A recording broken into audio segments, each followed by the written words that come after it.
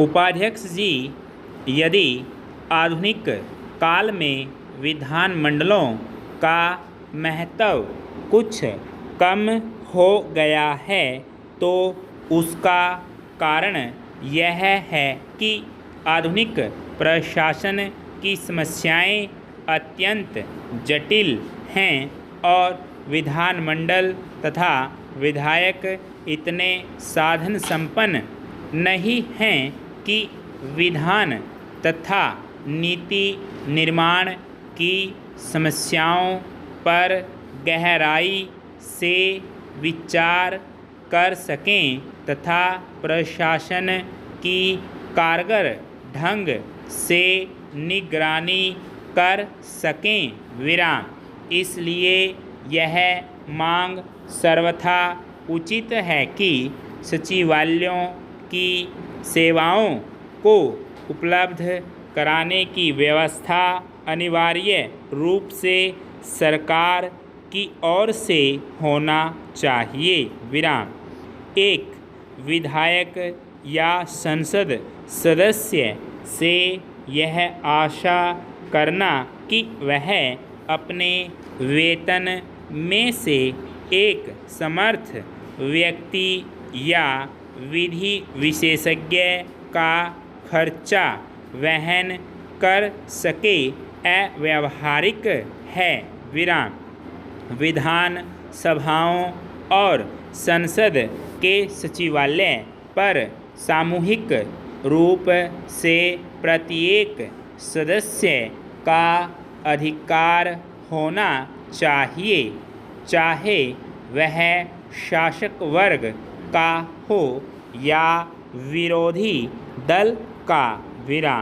इस सिलसिले में आयोजित गोष्ठी में एक सदस्य ने यह भी सुझाव दिया है कि सदस्य केवल विधेयकों की भूमिका दें और इस ढांचे को भरने का पूरा उत्तरदायित्व सचिवालय ले। मगर सचिवालय पर इतना निर्भर रहना भी कालांतर में निर्वाचित प्रतिनिधियों के अधिकारों को कम करना होगा। दूसरा महत्वपूर्ण प्रश्न एक विधायक और विधानसभा के अध्यक्ष के संबंधों का है। इस दिशा में पिछले कई वर्षों में अनेक गलतफहमियां पैदा हो गई हैं।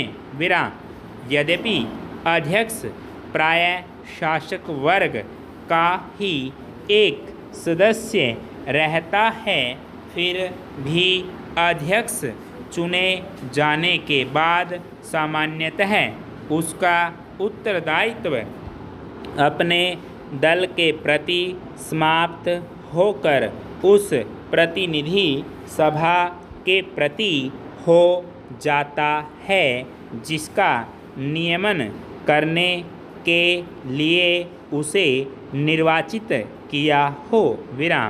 बदलते राजनीतिक नक्शे के साथ साथ यह जरूरी हो गया है कि विधानसभाओं और संसद में विभिन्न दलों की शक्ति में व्यापक परिवर्तन हो जाए।